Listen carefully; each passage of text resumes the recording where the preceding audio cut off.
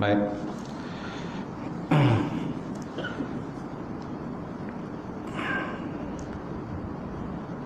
Kita mulakan pengajian malam ini dengan sama-sama membaca kitab Ila Hadratin Nabi Muhammadin Mustafa Rasulullah sallallahu alaihi wasallam wal kiram ashabil nizam syaikhul Fatihah.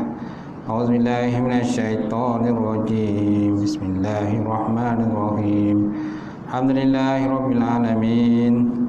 Arrahmanir rahim. Maliki yaumiddin. Iyyaka na'budu wa iyyaka nasta'in. Ihdinas siratal mustaqim. Shiratal ladzina an'amta 'alaihim ghairil maghdubi 'alaihim waladdallin. Amin. Alhamdulillah. Assalamualaikum warahmatullahi taala wabarakatuh. Alhamdulillah nahmaduhu wa nasta'in wa nastahdi wa na'udzu billahi min syururi anfusina wa min sayyiati a'malina. May yahdihillahu fala mudhillalah wa may yudlil fala hadiyalah. Asyhadu an la ilaha illallah wahdahu la syarikalah wa asyhadu anna Muhammadan abduhu wa rasuluh. Allahumma salli wa sallim ala sayyidina wa maulana Muhammad imamul muttaqin wa qaidul mujahidin wa ala alihi wa sahbihi ajmain. Amma ba'd. Fa inna sadaqal hadis kitabullah wa khairan hadi Muhammad sallallahu alaihi wasallam wa syarrul umuri muhdatsatuha wa kullu muhdatsatin bid'ah wa kullu bid'atin dhalalah wa kullu dhalalatin bid'ah. Qala Allah Subhanahu wa ta'ala fi kitabil azim ba'da auzubillahi minasyaitonir rajim. Wal 'asr innal insana lafi khusr illa alladzina amanu wa amilus solihati wa tawasaw bil haqq wa tawasaw bis sabr. Maksudnya demi masa sesungguhnya manusia itu semuanya berada dalam kerugian kecuali orang-orang yang beriman dan mengerjakan amalan soleh serta berpesan-pesan dengan kebenaran dan berpesan-pesan dengan kesabaran. Alhamdulillah. Yang mati Tuan Imam kita, tak lupa juga Tuan Bilal, seluruhnya yang kuasa Masjid Muslimin yang dirahmati Allah. Alhamdulillah, kita merafakkan setinggi-tinggi puji dan syukur kepada Ta'ala kerana dengan izin Allah sekali lagi kita dapat bersama malam ini di masjid ini untuk kita sambung kita punya pengajian kitab Misbahud Duja Syarah Safiyatul Najah yang dikarang oleh Ustaz Muhadir Haji Jul. Jadi malam ni kita berada di muka surat 39. Hari itu kita dah bahas sikit tentang rukun iman, di mana rukun iman ada 6 perkara. Itulah beriman dengan Allah Ta'ala, beriman dengan para malaikat, beriman dengan kitab-kitab, rasul, hari akhirat, dan beriman dengan qadar baik dan juga qadar buruk. Kemudian hari itu pun dah sentuh berkenaan dengan pembahagian iman ataupun martabat iman lah, yang paling sesuai martabat iman, maratib iman, di mana iman ada 6 martabat hari itu, 5 martabat. Pertama iman taklid, yang kedua iman ilmu, ketiga iman ayat ataupun iyan, yang keempat iman hakun, dan yang kelima iman hakikat. Baik. Seterusnya malam ni kita lihat tambihun. Tambih maksudnya peringatan.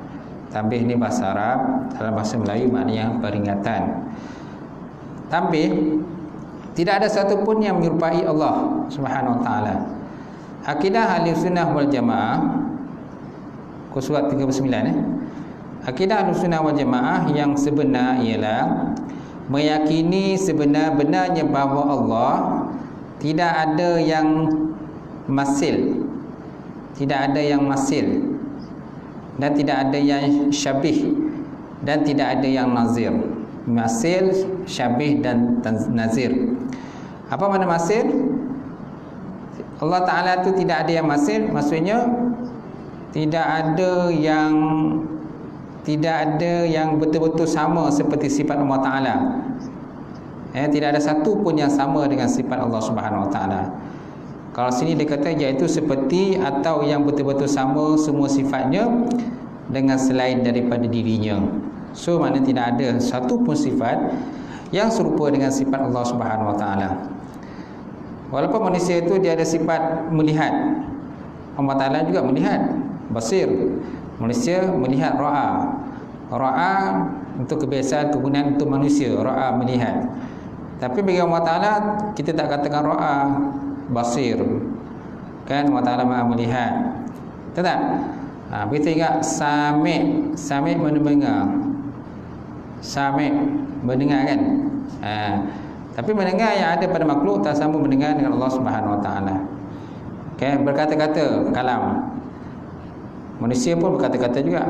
Allah Taala juga kalam berkata, tapi tidak sama dengan berkata-kata Allah Subhanahu Wa Taala. Kemudian tidak ada yang syabih. Syabih maknanya serupa atau yang sama dengan selain Allah Taala. Walaupun hanya satu sifat. Walaupun hanya satu sifat, tidak ada satu pun yang serupa dengan sifat Allah Taala. Kemudian tidak ada nazir. Nazir ini sama dengan selain daripada Allah Taala dalam banyak sifatnya. Jadi kita meyakini Allah Taala tidak ada semisal dan yang serupa dengan makhluk. Itulah dikatakan sebagai akidah Ahlussunnah wal Jamaah yang disebut dengan nama akidah tanzih. Akidah tanzih maksudnya menyucikan Allah Taala daripada semua makhluk yang terdapat dalam alam dunia ni lah. Laisa kamitslihi syai'un wa huwas samiul alim. Tidak ada satu pun yang serupa dengan zat Allah Subhanahu Wa Taala, ataupun tidak ada satu pun yang serupa dengan sifat Allah Subhanahu Wa Taala, dan tidak ada satu pun yang sama dengan af'al perbuatan Allah Subhanahu Wa Taala. Sama ada dari segi zat Allah Taala, sama ada dari segi sifat Allah Taala, ataupun daripada sama ada dari segi nama Allah Taala, ataupun daripada sama ada dari segi af'al perbuatan Allah Taala, semuanya tidak sama seperti perbuatan makhluk. Itu kita kena fahamlah. Baik, kemudian perkataan yang menunjukkan pada tanzih. Apa makna tanzih? Menyucikan. Tanzih ni bahasa Arab lah. Selalu kita mendengar selepas kita nak sebut nama Allah Ta'ala, bila sebut nama Allah, di ujung ni kita sebut Ta'ala, ataupun kita sebut Allah Subhanahu Wa Ta'ala, ataupun kita sebut Allah Azza wa Jalla, ataupun kita sebut Allah Jalla Jallahu, ataupun kita sebut Allah Jalla wa Ula, ataupun kita sebut Allah Jalla Sana'uhu. Semua tersebut dalam fi'il tanzih. Tanzih makna perbuatan ataupun fi'il yang menyucikan Allah Ta'ala daripada semua makhluk yang terdapat di alam dunia ni lah. Jadi Allah Ta'ala tu bukan seperti mana yang didakwa, digambarkan ataupun dibayangkan oleh sesiapa pun yang terdapat dalam muka bumi Allah Ta'ala ini. Itu sebabnya kita disuruh berfikir tentang apa benda yang dicipta oleh Allah Ta'ala. Bukan disuruh fikir tentang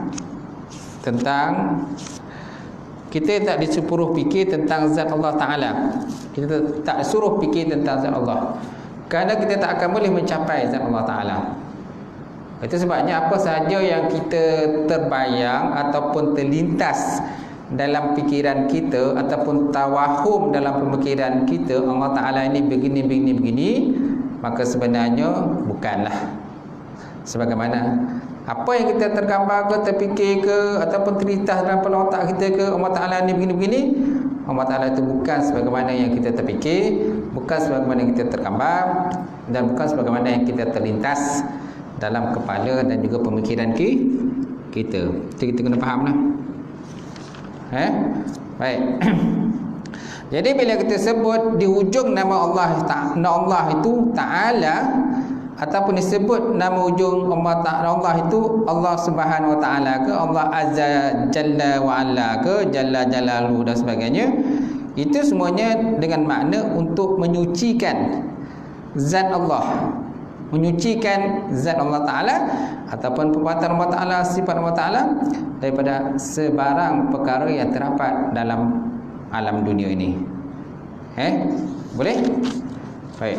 Kemudian muka surat 40. Para ulama menyatakan bahawa man taraka arba'a kalimatin kamula imanuhu. Aina wa kaifa wa mata wa kam. Man taraka arba'a kalimat, barang siapa meninggalkan 4 kalimat. Barang siapa meninggalkan 4 kalimat, kamula imanuhu, nescaya sempurnalah iman dia. Sempurnalah iman dia, insya-Allah. Pertama, aina, dia meninggalkan perkataan aina terhadap Allah. Aina maksudnya di mana? Di mana Allah? Wa kaifa, dan bagaimana Allah? Bagaimana Allah Ta'ala? Macam mana kedudukan Allah Ta'ala? Wa kaifa, bagaimana? So kita tinggalkan perkataan ini. Wa mata, dan di mana Allah? Di mana? Wa kam, dan berapa Allah? Kam, bagaimana? Kam, kaifa. Jadi bila kita tinggalkan perkara ni, 4 kalimat ni, insya-Allah kamula imanuhu, ataupun kamula imanuka, dan saya sempurnalah iman kita. Baik, kita tengok balik. Jika ada orang bertanya padamu, di mana Allah? Aina Allah? Maka jawablah, laisa fi makanin wala yamuru alaihi zamanun. Laisa fi makanin wala yamuru alaihi zaman. Allah Ta'ala tidak berada pada suatu tempat dan tidak terikat dengan masa kepadanya. Allah Ta'ala tidak bertempat dan tidak terikat dengan masa. Faham kan? Kita terikat dengan masa. Masa di alam roh, di alam janin, masa di dewasa, alam dunia, alam kubur, alam akhirat. Kan? Alam dunia pun ada tahap masa kita, kan? Alam bayi, alam kanak-kanak, alam remaja, alam dewasa, alam perkahwinan, betul tak? Alam tua, alam bangka dan alam mati, betul tak?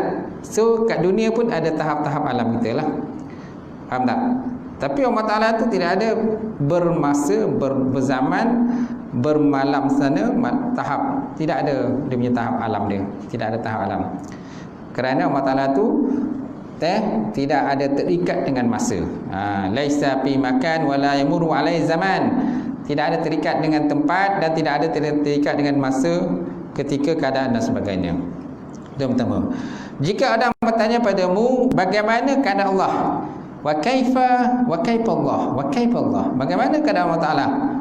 Maka bacalah oleh kamu akan firman Allah Ta'ala, laisa kamitslihi syai'un. Laisa kamitslihi syai'un, tidak ada sesuatu pun yang merupai dengan Allah Subhanahu Wa Ta'ala. Itu cara kita nak menjawablah. Kalau ada orang bertanya, yang bertanya ni biasanya orang jahil lah. Orang jahil ataupun orang yang bukan Islam, non-Muslim, dia akan bertanya, di mana Tuhan kau? Sebab apa? Tuhan mereka tu nampak, betul tak? Tuhan yang mereka sembah tu nampak, tercogok macam tu, kan?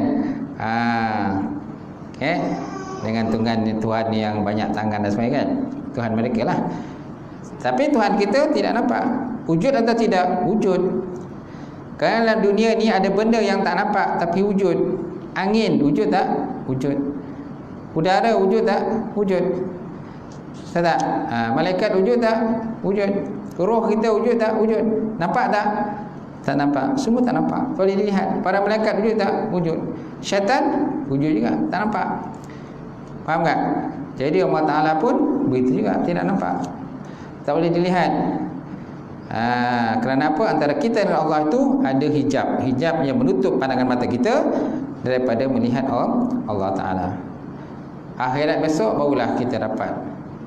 Wujuhu yawma izin nazirah ila rabbiha nazirah. Hari kiamat besok masing-masing dapat melihat Allah Ta'ala. Bagi orang beriman sajalah. Orang beriman tidak. Orang tak beriman tidak akan dapat melihat Allah. Baik, seterusnya, jika ada orang bertanya kepadamu bila Allah ada, wa mata. Kan ada 4 kalimat tadi, aina, kaifa, mata, kam. Aina di mana Allah? Kaifa bagaimana Allah? Mata bila Allah ada, bila Allah. Wa kam berapa bilangan Allah. Jadi kalau ada orang tanya bila Allah ada, so apa jawapan kita? Jawapan kita, lahu awwalu bila ibtida wa akhiru bila intiha. lahu awwalu bila ibtida wa akhiruhu bila intiha. Baginya itu awal tidak ada permulaan dan akhir tidak ada kesudahan. Tidak ada kesudahan. Bagi Allah Ta'ala itu yang pertama sekali, yang awal, tetapi tidak ada permulaan pada wujud Allah. Wa akhiru, dan yang akhir tapi tidak ada kesudahan pada akhir Allah. Tak? Contohlah kalau orang minta bukti apa tanda Allah Ta'ala itu yang akhir dan yang awal. Apa tanda Allah Ta'ala itu yang akhir dan awal? Okey, jawapan yang paling mudah yang kita boleh bagilah, kan? Contohlah bilang-bilangan. Bilang-bilangan. Apakah nombor yang paling kecil dan apakah nombor yang paling besar? Apakah nombor yang paling kecil dan nombor yang paling besar? Boleh tak kita tahu nombor yang paling kecil, nombor yang besar? Tak boleh, kan? Contohlah kita mulai pada kosong. Kita tengok nombor yang paling kecil, kan? Bawah kosong negatif 1, lepas ni negatif 2, negatif 3, lepas tu negatif 10, lepas tu negatif 100, negatif 200, negatif 1,000, 10,000, 20,000. Ada pengakhiran tak? Ada tak pengakhiran kepada negatif itu, yang paling kecil itu? Tidak ada. Kemudian yang paling besar, lepas kosong 1, lepas tu 2, lepas tu seterusnya 10, 20, 30, 1,000, 20,000, 30,000, 1 juta, kan? Million, trilion. Ada tak pengakhiran dia kepada jumlah itu yang paling besar? So tidak ada pengakhiran dia. Nampak tak? Begitu juga dengan Allah Ta'ala ini. Tidak ada awal kepada wujud Allah dan tidak ada pengakhirannya. Itu jawapan yang paling mudah yang kita boleh bagi, kan? Ulama pun menyatakan antara alasan yang boleh kita bagi begitulah, membuktikan bahawa Allah Ta'ala itu tidak ada akhir dan tidak ada penghabisan kepada wujud Allah Ta'ala begitu. Baik. Kemudian jika ada orang bertanya pada Allah, kepadamu Allah ada berapa? Allah ada berapa? Kam Allah, kam adadullah, kam adadullah, berapakah bilangan Allah? Adadun itu bilangan. Kam adadullah, berapakah bilangan Allah?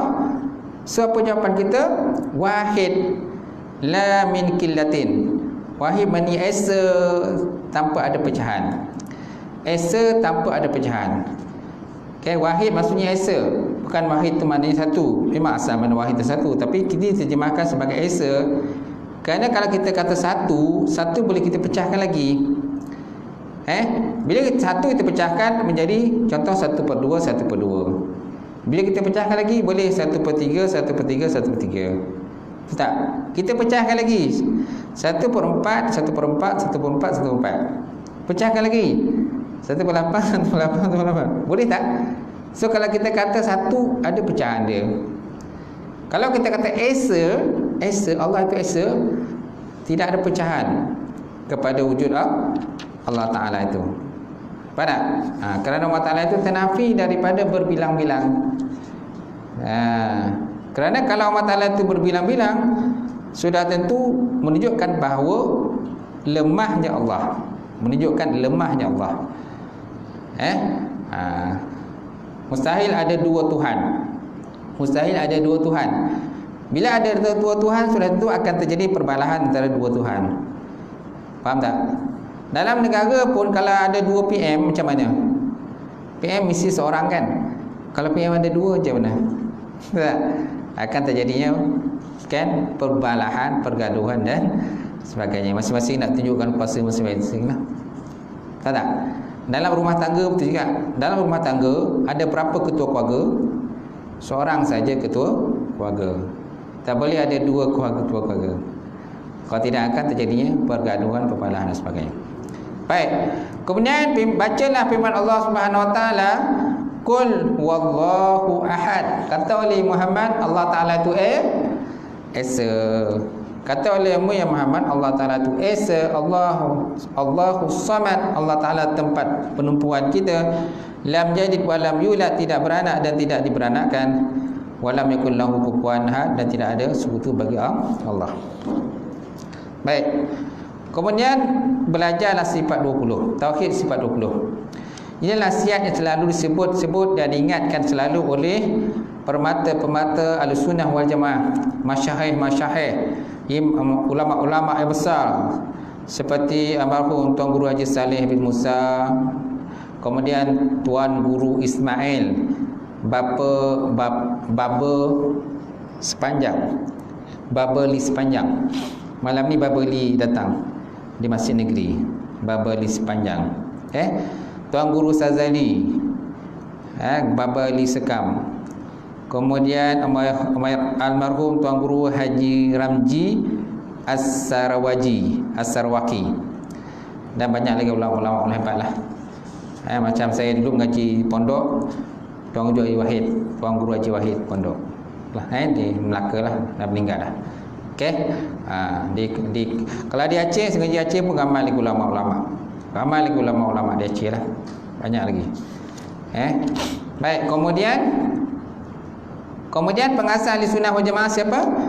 Abu Hasan Asy'ari dan juga Abu Mansur Maturidi. Abu Hasan Asy'ari dan juga Abu Mansur Maturidi itulah pengasas kepada golongan Ahlussunnah wal Jamaah. Abi tu baginda Nabi SAW macam mana? Para sahabat dulu macam mana? Para sahabat dan Nabi juga semuanya berpegang dengan pandangan Ahlussunnah wal Jamaah. Okey? Macam tu. Kita beriktikad sebagaimana iktikad para Nabi dan juga para sahabat radhiyallahu taala anhum. Cuma pada zaman Nabi, ilmu tauhid itu tak dipecah-pecahkan lagi. Pada zaman Abu Hasan Asy'ari barulah dibuat orang kata ilmu tauhid itu dalam struktur ataupun minhaj, kan, dalam bentuk sukatan yang begitu komprehensif lah. Berstruktur lah, cantik susunan dia.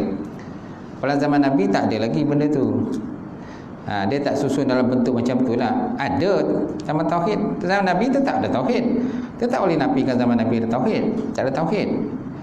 Cuma dalam bentuk yang susunan begini, itulah mulai pada zaman Abu Hasan Asy'ari dan juga Abu Mansur Maturidi, baru disusun cantik. Pada zaman Nabi tak ada dipecah-pecahkan, ini ilmu tauhid, ilmu balaghah, ilmu apa semua tak ada, kan. Tapi bila pada zaman orang kata tabi'in, kan, ulama-ulama kemudian jadi mereka pecah-pecahkan. Ini ilmu tauhid, ilmu tasawuf, ilmu fiqh, supaya kita dapat membezakan ini fiqh, ilmu tafsir, ilmu hadis dan sebagainya. Faham tak? Itu. Baik, seterusnya keterangan. Okey.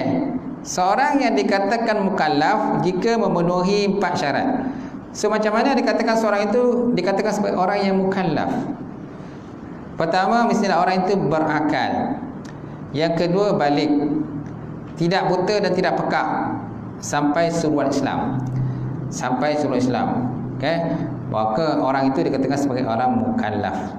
Orang muallaf lain. Mukallaf beza dengan muallaf. Muallaf itu orang yang dijinakkan hati lah, orang masuk Islam. Okey, dikatakan sebagai muallaf, muallafati qulubihim, orang yang dijinakkan hati mereka oleh Allah Subhanahu wa taala. Sedangkan orang mukallaf, orang yang taklifkan hukum. Macam kita ni semua dah kira sebagai mukallaf lah. Dah balik dan berakal, betul kan? Kalau masih budak-budak tu, walau kalau setakat dalam darjah 6, darjah 5, itu belum mukallaf lagi. So apa saja yang dibuat maka ditanggung oleh mak ayah dia. Bila seorang itu telah mukallaf, telah beralih dan berakal, apa saja yang dibuat maka dia sendiri akan menanggung dosa dan juga kesalahan yang dia lakukan. Ibu bapa tak tertanggung lagi lah. Atau beza antara mukallaf dengan mukallaf. Okey? Kalau dia tak solat maka dia yang tanggung. Tapi kalau sebelum dia mukallaf, kalau dia tak solat maka kita lah mak ayah lah kena tanggung. Sebabnya kita kena ajar anak kita itu bersolat sejak daripada umur dia 7 tahun. Bila dah 10 tahun anak-anak tak solat, maka naklah ibu bapa memukul dia atau pemuratan dia dengan pukulan atau puratan yang tidak mencederakan tubuh badan mereka. Faham kan? Supaya besok bila dia dah balik dan berakal, jadi mereka tidak lagi meninggalkan solat. Sebab apa? Waktu kecil mereka dah tekankan berkenaan dengan solat. Faham kan? Jadi bila kalau waktu kecil tak ditekankan tengah solat, jadi dah tua bangka baru nak solat, susahlah. Diumpamakan seperti rebung, seperti buluh. Buluh tu kan, waktu dia dah tua tu, susah tak kita nak bentuk dia? Susah kan? So kalau kita nak bentuk mesti dalam keadaan masih dia rebung, dia buluh muda kan. Buluh muda tu senanglah kita nak bentuk dia. Kalau dah buluh tua, dah buluh awu istilah kita tu kan. Kalau kita cuba nak bengkokkan, maka dia akan pukul kita semula lah. Dia akan pukul kita balik. Itu sebabnya bila nak melentur buluh, mestilah waktu rebung dia. Macam tu. Baik, kemudian sampai suruh Islam. Kalau zaman sekarang ni tuan-tuan, suruh Islam senang sampai sebenarnya. Kerana zaman sekarang ni ada alat media massa, alat-alat perhubungan dan sebagainya. Tetapi ada juga sesuatu golongan kadang-kadang sukar untuk sampai suruh Islam. Seperti orang yang tinggal di puncak bukit, ataupun orang yang tinggal di dalam hutan, ataupun orang yang tinggal di kutub utara, di kutub selatan. Jadi golongan-golongan ini susah untuk sampai suruh Islam lah. Kecuali mempunyai alat teknologi yang canggih baru sampai maklumat ke sana. Tapi kalau seandainya sampai maklumat tentang Islam, jadi mereka kenalah berusahalah untuk masuk Islam ataupun mendapatkan tentang lebih spesifik tentang Islam itu. Kerana Islam ini tuan-tuan kan, dia kena usaha juga untuk mendapatkan. Seorang itu kalau nak Islam, dia mesti usaha mendapatkan Islam. Dia tak boleh orang kata tunggu dan lihat saja. Tunggulah orang datang kepada dia untuk berdakwah, barulah dia masuk Islam. Baik, kemudian faedah waktu yang baik untuk perkara yang baik. Okey. Waktu menghafal paling baik bila? Waktu menghafal paling baik iaitulah akhir waktu malam, iaitu waktu sahur. Ni waktu paling sesuai untuk kita menghafal lah. Kerana waktu siang ni susah nak hafal sikit. Macam-macam benda masuk kepala otak kita kan. Susah nak ingat. Jadi kalau tuan-tuan nak menghafal sesuatu ayat ke, menghafal apa saja yang tuan-tuan nak hafal, paling sesuai ialah waktu sahur lah. Waktu dalam keadaan hening kan, sunyi sepi, waktu itulah senang nak menghafal. Kemudian waktu membahas masalah agama atau berbincang, waktu bila? Waktu pagi. Waktu pagi sesuailah untuk bincang. Kemudian menulis fawaid, faedah-faedah, waktu siang.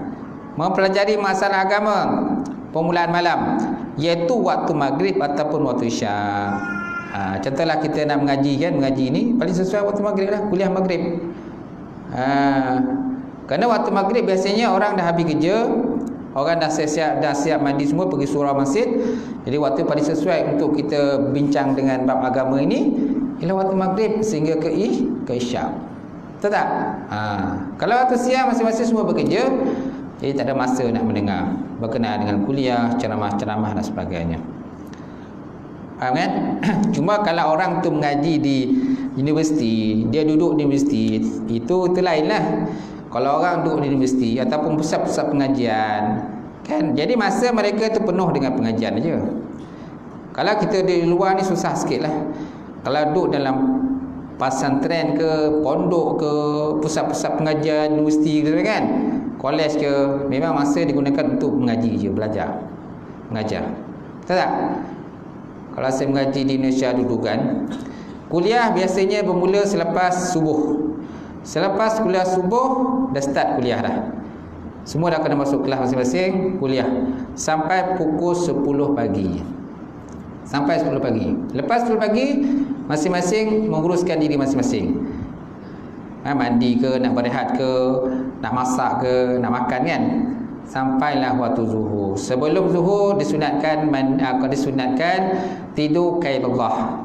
Sebelum zuhur tu nak disunatkan tidur qailullah. Okey? Lepas tu solat, bangun solat zuhur. Kalau lepas solat zuhur mengaji semula. Ngaji sampailah waktu asar. Sampai waktu asar. Waktu asar rehat. Berhenti rehat, lepas tu sambung balik untuk khidmat diri, nak mandi ke ataupun nak bermain ke ataupun nak orang kata masak-masak ke, masak, makan dan sebagainya. Sampailah maghrib.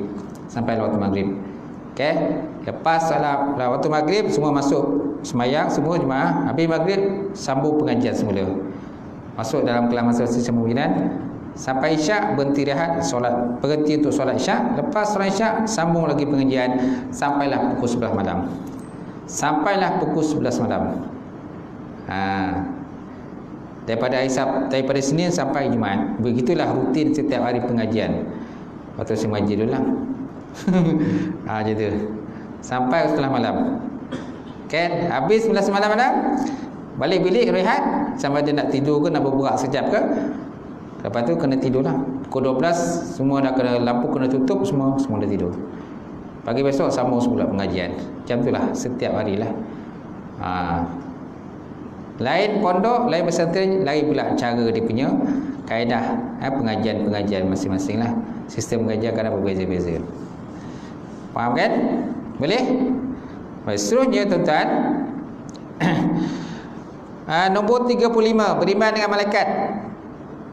Okey, malaikat cipta daripada cahaya yang halus, terpelihara daripada segala dosa yang maksum dan boleh berubah dalam bentuk makhluk lain dengan izin Allah Subhanahu wa taala. Jadi malaikat diciptakan daripada cahaya. Syaitan dicipta daripada api. Jin daripada sulapan api lah. Api jugalah. Okey.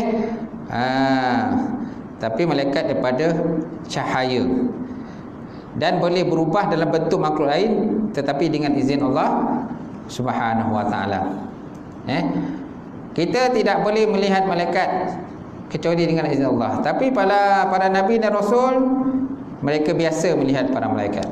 Terutamanya baginda Rasulullah sallallahu alaihi wasallam selalu berjumpa dengan malaikat Jibril alaihi salam, di mana malaikat Jibril datang membawa wahyu kepada baginda Rasulullah sallallahu alaihi wasallam. Baik. Kemudian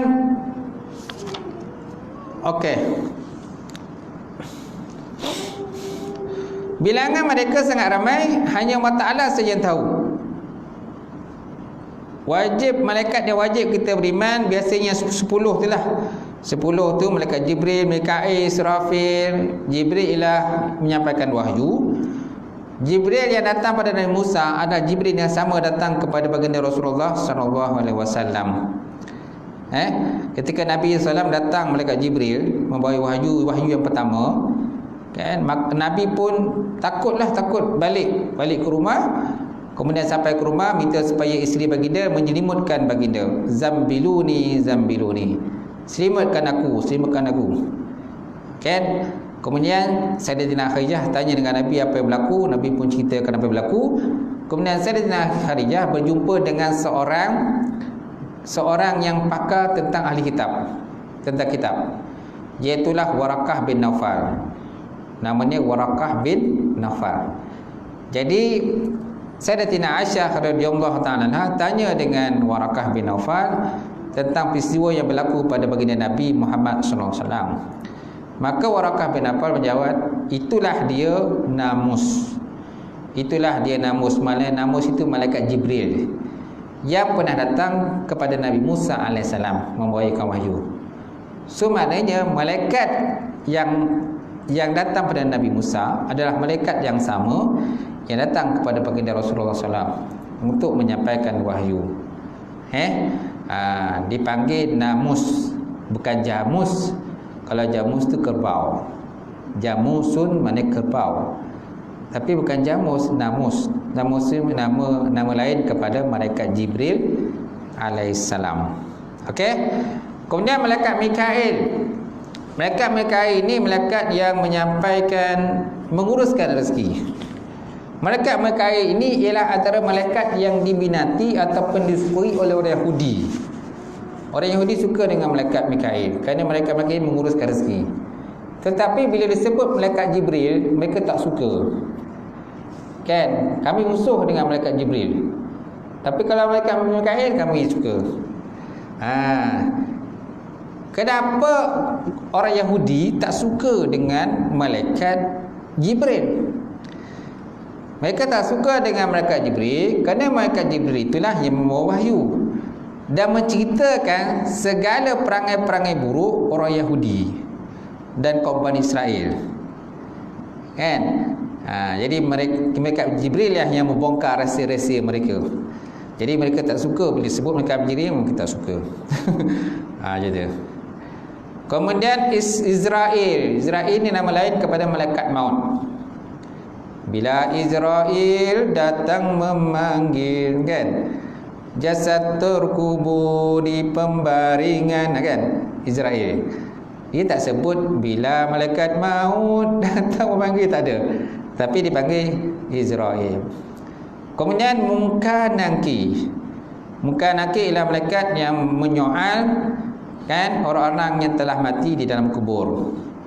Ma rabbuka, ma dinuka, ma imamuka, ma kiblatuka, kan? Itulah malaikat yang bertanya besoklah di dalam kubur. Baik. Kemudian ada satu video saya tengok, ada satu video di mana ada dialog antara hantu A dengan hantu B. Hantu B lah. Mulanya video tu berkenaan dengan seorang lelaki. Seorang lelaki ni dia ni dalam keadaan susah lah, hidup dia susah. Jadi dia bawa kepada satu tempat yang sunyi, rokok 2 batang. Rokok 2 batang, lepas tu ada bunga. Tujuannya nak bagi makan kepada hantu syaitan dan sebagainya. Jadi dia kata, Datuk, dia kata, saya ni hidup susah, dia kata. Jadi cucu datang dan minta bantuan dan pertolongan. Hutang banyak, dia kata. Jadi boreh pun dah lama tak dapat body. Jadi cucu datang ni dah minta bantuan pada Datuk supaya Datuk dapat bantu kami lah, dia kata. Saya lah.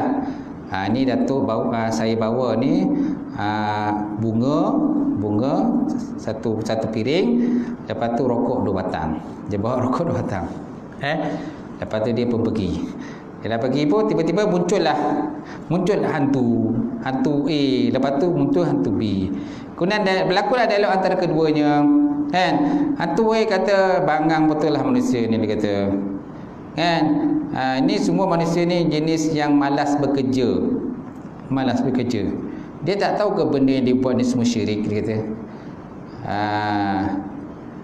Kan, sepatutnya dia kena banyak usaha lah untuk dapatkan rezeki dan sebagainya, bukan dengan cara memuja-muja dan sebagainya. Lepas tu muncullah hantu B, dia kata, alah, apalah dia kisahkan sangat, dia kata, kan. Dah nak buat macam mana, dah keadaan dia jahil macam tu. Lepas tu dia tanya, hantu A tanya, kenapa kau muncul, dia kata. Sebenarnya aku terbau bau rokok, dia kata. Aku terbau bau rokok sebabnya aku muncul. Maka dia ambil rokok tadi, ditunjukkan sambil kadang menggigil-gigil macam tu, kan. Menggigil macam tu, dia tunjukkan rokok. Kau ambillah sebatang, dia kata. Aku sebatang, kau sebatang. Maka hantu A kata, aku tak isap rokok, dia kata. Aku tak isap rokok. Kau tak isap rokok ke, dia kata. Tak, bangang betul lah kau tak isap rokok, dia kata. Aku isap rokok, kan. Kalau macam tu tak apalah, 2 batang ni aku punya, kan. Bila habis makan, kan, aku tarik isaplah rokok sebatang lagi, dia kata. Kemudian mereka pun cerita-cerita lagi. Kemudian hantu A kata, kan, hantu-hantu B, dia kata, kita ni agaknya masuk tak syurga, dia kata. Kita ni masuk tak syurga agak dia. Apa pula kita tak masuk syurga, dia kata. Sepatutnya dulu kalau nak masuk syurga, sepatutnya dulu kalau kamu waktu mati, kan, kamu jangan minta kepada ahli keluarga kamu kapan dengan kain kapan, tapi mintalah kapan dengan daun saja. Kan, kalau kamu dikapankan dengan kapan, jadi kamu manusia. Kalau dikapan dengan bukan kain kapan, jadi kamu ni hantu. Jadi hantu tidak akan ditanya besok, kan. Dan garanti kamu masuk dalam syurga. Kemudian ditanya lagi dialog antara mereka. Hai hantu, dia tanya, hantu A tanya dengan hantu B. Hai hantu A, hantu B pula tanya dengan hantu A. Hai hantu A, dia kata, dalam syurga besok agaknya kita dapat tak isap rokok kata. Dalam syurga besok ada tak, boleh tak kita isap rokok? Antuk kata boleh aja kita rokok, dia kata. Tapi masalahnya apinya tak ada dalam syurga, apinya dalam neraka. Jadi kalau nak isap rokok, kena masuk dalam neraka dulu untuk ambil api dia, lepas tu bawa masuk dalam syurga. Cilaka betul kau, dia kata. Antuk kata kan, cilaka betul kau, dia kata. Kemudian terjadilah dialog di antara mereka berdua lah, dua hantu tadi. Hantu B kata, hai hantu B, dia kata, kenapa kau daripada tadi duduk menggigil-gigil je kan? Sebenarnya aku ni dulu mati dalam kelukas. Kelukas ni macam peti sejuk, dia kata. Aku dulu mati dalam peti sejuk. Tu sebabnya aku jadi keadaan macam ni. Kemudian hantu B pula tanya dengan hantu A, engkau pula mati macam mana? Dia kata, aku dulu mati kerana sakit jantung. Sakit jantung, sebabnya aku mati. Ni nak nyatakan tentang roh tadi lah, roh dua hantu tadi kan. Jadi boleh tak kau ceritakan macam mana kau boleh sakit jantung? Alah, saya malulah nak cerita, malas nak cerita lah, panjang cerita dia. Alah, kau cerita je lah, dia kata. Kita dua orang aja, dia kata, kat sini kan. Macam ni lah cerita. Dia pun cerita lah tu, kita sebenarnya aku syak tentang isteri aku. Ada lelaki lain lah. Dia ada buat hubungan dengan lelaki lain. Jadi pada permulaannya tu aku hanya sangka-sangka je lah.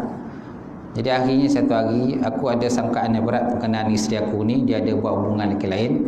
Jadi pada satu hari aku berpura-pura pergi kerja, dia kata. Pura-pura pergi kerja. Sampai di pertengahan jalan saya patah balik. Kerana nak tengok betul tak isteri aku ni ada buat hubungan dengan lelaki lain. Aku patah balik dan aku mengintang-intang, meninjau. Rupa-rupanya ada seorang lelaki lain masuk dalam rumah aku, dia kata. Ada seorang lelaki lain masuk dalam rumah aku. Kemudian aku pun terus terkam nak masuk dalam rumah tadi untuk mencari lelaki tadi. Maka saya pergi ke depan rumah, tak ada juga. Pergi ke belakang rumah, pergi ke dapur, saya juga. Masuk bilik sana bilik sini, tak ada juga. Akhirnya aku mengah, dia kata. Kata hantu B tadi, akhirnya aku menang. Lama kelamaan akhirnya aku sakit jantung dan akhirnya aku meninggal dunia. Aku pun matilah. Sekarang ni lakulah keadaan aku, dia kata. Maka hantu B kata, kenapa kau tak cari di dalam kelukas, mana peti sejuk, dia kata. Kenapa kau tak cari dalam peti sejuk? Maka hantu A kata, kenapa perlu cari dalam peti sejuk? Sebab dia kata, aku bersembunyi dalam peti sejuk tu, dia kata. Sebenarnya aku yang bersembunyi di situ, dia kata. Ya ke? Iyalah, aku di situ. Maka lalulah hantu B tadi terus sakit dada, terus mati balik. Mati kali kedua, mati di alam yang nyata dan mati di alam roh. Masya Allah, tuan-tuan. Itulah kisah lah. Itu ada video, boleh tengok. Saya ada dalam FB, saya ada video sebut, boleh tengok kat situ lah. Baik. Seterusnya, tuan-tuan, siapa lagi malaikat yang lain? Munkar Nakir, Raqib Atid, malaikat Ridwan dan juga malaikat Malik. Setiap mereka punya tugas yang khusus pada diri mereka. Setiap mereka ada tugas yang khusus yang perlu mereka laksanakan dan perlu mereka jalan. Di samping itu pula, setiap malaikat ni, tuan-tuan, mereka juga ada mempunyai pembantu-pembantu kepada diri mereka. Maklumlah, tuan-tuan, makhluk yang terdapat di alam dunia ni ramai, bukan sedikit. Kan, berbilion-bilion, berjuta-juta makhluk yang telah pun dicipta oleh Allah Subhanahu Wa Taala ini. Oleh itu, jadi setiap malaikat tadi mempunyai pembantu untuk menguruskan diri mereka. Baik, kemudian di sini ada nyatakan tentang anak iblis pula. Anak iblis itu ada 9. Anak iblis ada 9. Pertama, Walitun, Zalitun namanya. Yang kedua wasin. Yang ketiga lakus. Yang keempat a'wan. Yang kelima hafan. Yang keenam merah. Ketujuh masud. Yang ke-8 wasim. Dan yang ke-9 walhan. Yang ke-9 walhan. Ini yang terdapat dalam kitab Irsyadul Ibad yang dikarang oleh Syekh Al-Alim Al-Alamah Osman bin Syihabuddin Al-Pontiani. Pontiani maknanya Pontianak, Kalimantan Barat. Okey, disebut sini ada 9 nama iblis, 9 nama anak iblis. Jarang dengar kan? Pertama namanya Zalitun. Tugas Zalitun ni ialah untuk mengganggu orang yang terdapat di pasar ataupun di tempat-tempat awam. Maka mendirikan ia padanya bandarnya, memperbagus ia bagi orang yang berjual beli, dan berkata-kata dusta terhadap orang yang berjual beli, dan bersumpah dusta, dan menyuruh mengurangkan gantang dan timbangan. Gantang dan juga timbangan. Ini tugas kan anak wasim yang pertama nama Zalitun. Tugasnya untuk mengacau dan mengganggu orang berniaga. Supaya orang berniaga tadi tidak telus dalam perniagaan mereka. Kan mengurangkan timbangan, kan mengurangkan gantang, kan menipu dalam berjual beli, benda tak baik dia kata baik, kan, dan sebagainya. Okey, itu yang pertama. Yang kedua namanya wasin. Wasin ini tugasnya ialah memperbaguskan orang yang bersuara-suara yang kuat dan memukul muka. Dan umpamanya bila datang balak kepada seseorang tadi, dia akan kacau orang kena balak tadi, kan, dan menghasut mereka itu, memukul muka-muka, menjerit, kan, seolah macam tak puas hati terhadap balak yang dikenakan terhadap dia. Okey, yang ketiga namanya lakus. Lakus ialah sahib kafir majus. Sahib maknanya orang yang iaitulah iblis atau anak iblis yang suka mengganggu dan mengawal dan mengacau orang yang majus. Maknanya orang menyembah api. Orang menyembah api, mereka akan hasut mereka supaya terus menyembah api dan mendakwa api itu dapat memberi kuasa pada mereka. Okey, yang seterusnya a'wan. Yang keempat nama anak iblis ialah a'wan. Kan, dia ni sahibul sultan dan memperbagus ia akan dia sultan bagi membuat zalim terhadap rakyat dia.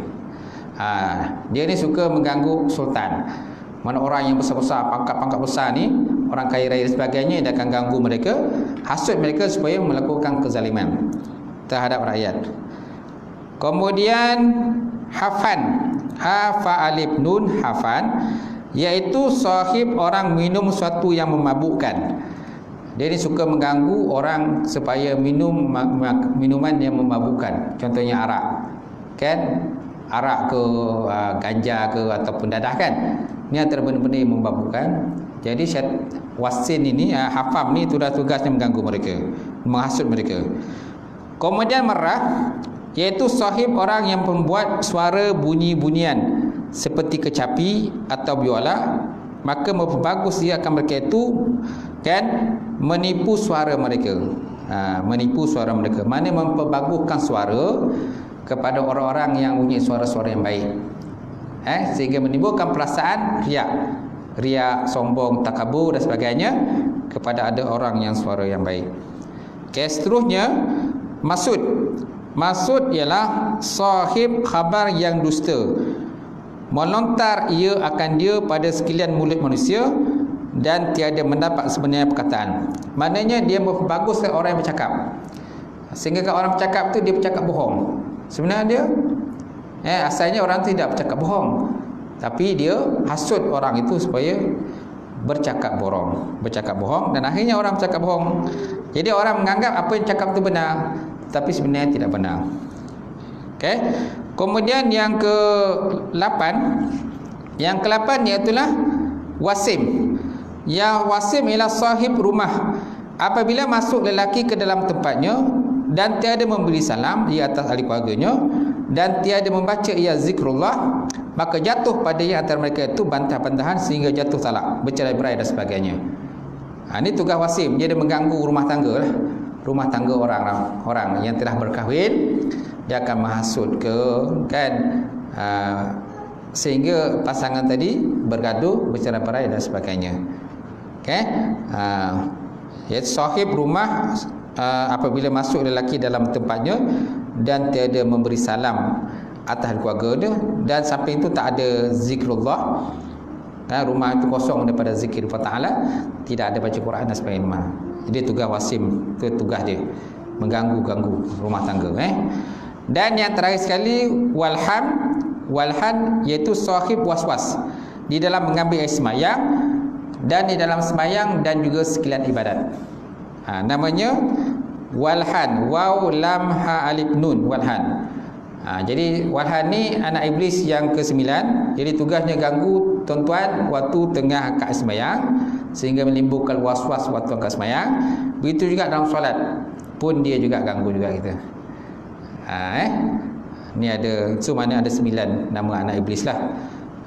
Kalau ada anak, ada bapa ada anak, adalah bapa itu tambahan yang saya boleh tambah ke sini. Faham kan? InsyaAllah. Sikit lagi.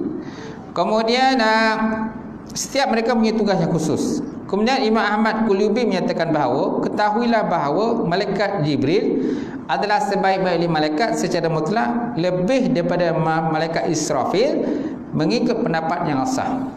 Israfil ialah meniup sangkakala kan, meniup trumpet sangkakala, itulah tugas malaikat Israfil. Israel itulah malaikat maut, mencabut nyawa. Kemudian ada juga malaikat lain yang jarang kita sebut. Contohnya malaikat hamalah, hamalatul arsy, malaikat yang memikul arasy. Kemudian ada malaikat hafazah, ada juga malaikat katabah. Malaikat katabah apa dia? Malaikat yang waktu pagi dan petang mendoakan kita pada. Malaikat yang waktu pagi, yang ada malaikat, ada 2 malaikat waktu pagi dia berdoa pada kita kan, Allahumma a'ti mumsikan talafan, Allahumma a'ti munfikan khalafan. Itu doa malaikat. Ya Allah Tuhanku, kau berikanlah kebinasan kepada orang yang menahankan harta dia. Ya Allah Tuhanku, kau berikanlah ganti pula pada orang yang menginfakkan hartanya pada Allah Ta'ala. Itu ada 2 malaikat kan, waktu pagi-pagi tu dia akan mendoakan pada kita, ya Allah Tuhanku, ya Allah, kau berikanlah kebinasaan kepada orang yang menahankan hartanya pada jalan Allah Ta'ala, dan kau berikanlah ganti pula pada orang yang menginfakkan hartanya pada jalan Allah Ta'ala. Itu ada 2 malaikat. Ada juga malaikat yang membawa amalan kita kan, waktu pagi dan waktu petang dia akan bawa amalan kita naik ke atas dan digantikan dengan yang buku yang barulah diganti. Bila sampai ke atas, maka Allah Ta'ala tanya pada malaikat tadi, wahai malaikatku, apa yang dibuat oleh hamba-Ku si fulan bin si fulan? Malaikat tadi kata, ketika aku naik ke sini ya Allah, aku ketinggalkan hamba-Ku dalam keadaan dia tengah solat. Dia tengah solat di waktu pagi lah. Di petang waktu juga malaikat yang tu naik membawa amalan kita lah. Bila sampai ke atas, Allah Ta'ala tanya, wahai malaikatku, apa yang dilakukan oleh hamba-Ku si fulan bin si fulan? Dia tengah sujud padamu ya Allah. Itu kalau dia tengah sujud hamba tu. Kalau hamba tu tengah tidur, maka Allah Ta'ala kata dia tengah tidur ya Allah. Kalau dia tengah bermain, maka malaikat kata dia tengah bermain bola, dia tengah bermain snooker kan, tengah main snooker. Malaikat pun jawab tengah main snooker.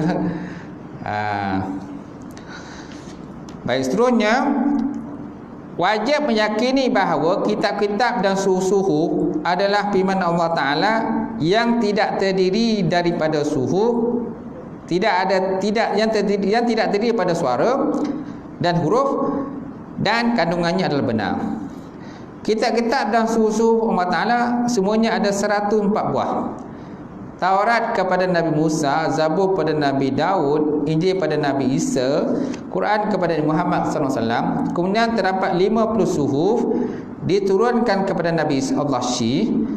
30 suhuf kepada Nabi Allah Idris alaihissalam, 10 suhuf kepada Nabi Allah Adam alaihissalam, 10 suhuf kepada Nabi Ibrahim alaihissalam.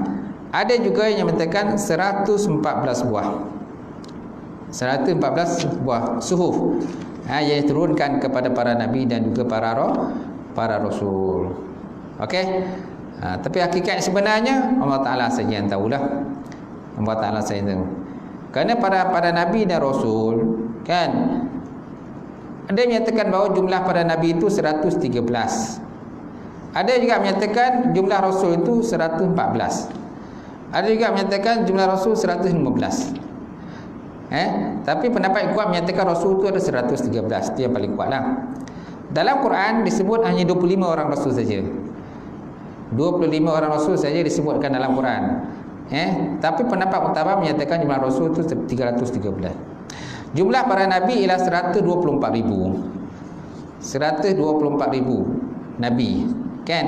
Tetapi ada juga ulama menyatakan kita tak tahu sebenarnya jumlahnya berapa. Kerana sebahagian nabi itu disebutkan kisahnya dan sebahagian lagi tak disebutkan. Hanya sebahagian saja nabi disebutkan kisahnya, sebahagian lagi kebanyakan nabi itu tak disebutkan kisahnya. Ada nabi yang punya jumlah umat yang ramai seperti umat Rasulullah SAW lah. Dan ada nabi yang umatnya seorang saja umatnya. Ada yang 2 orang, ada 3 orang, kan? Umat yang ramai ialah umat Nabi Muhammad, Nabi Musa alaihissalam, Nabi Isa alaihissalam.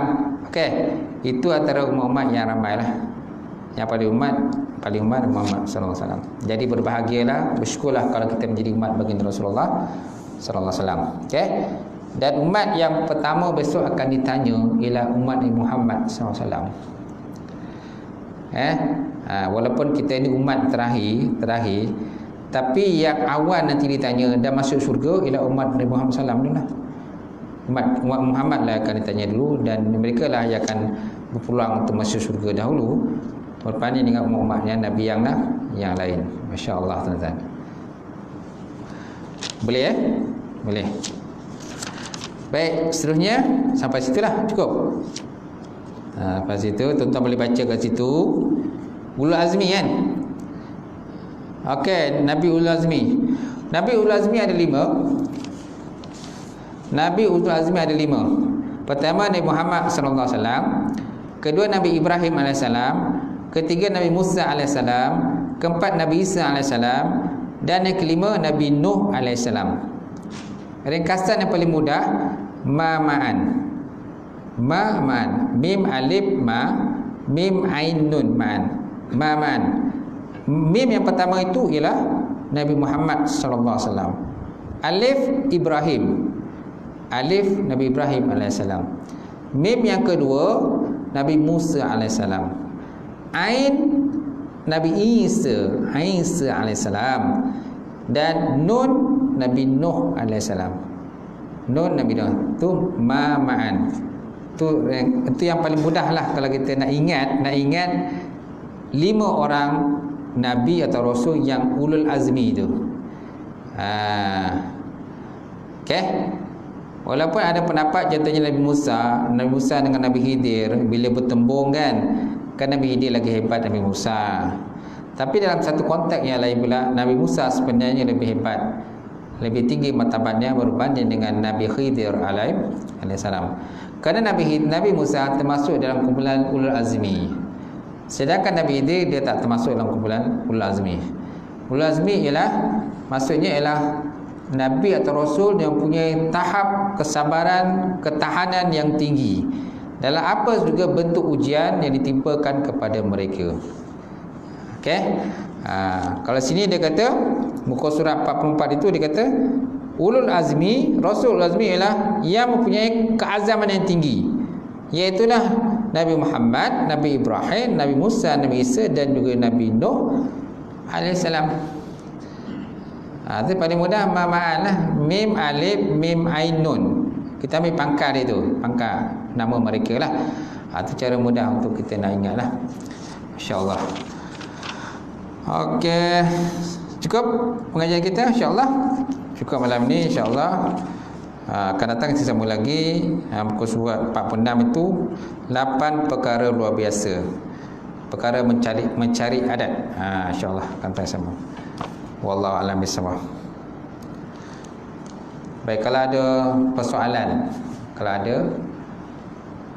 ada tak pertanyaan apa-apa?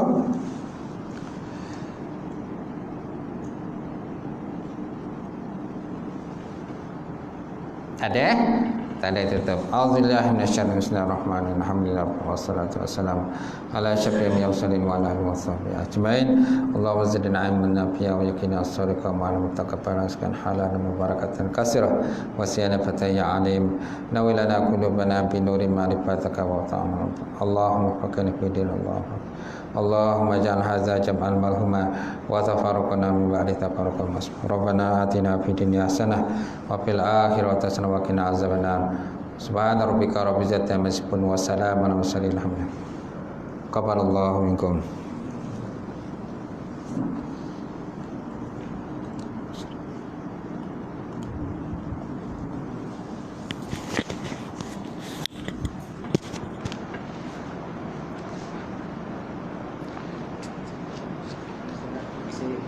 Ya, Gua ada begitu mana pergi dah. ada lah tu, letak mana? Ada. Siapa balik cek buku tadi telefon. Nah.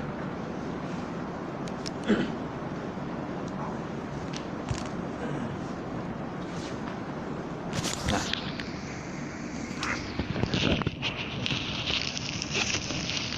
Saya lupa. Iblis ni dia ada isteri ke? Iblis. Iblis dia ada isteri. Tak pernah dengar ada isteri. Tak boleh dengar Dalam kitab tak ada juga ya? Tak ada. Tak ada lah. Tapi ada anak. Ha? Anak dia ni. Itu lah anak dia mesti ada. Ada lah, ada anak pinak dah tu. Ada lah. Ada ya? Ada lah Iblis.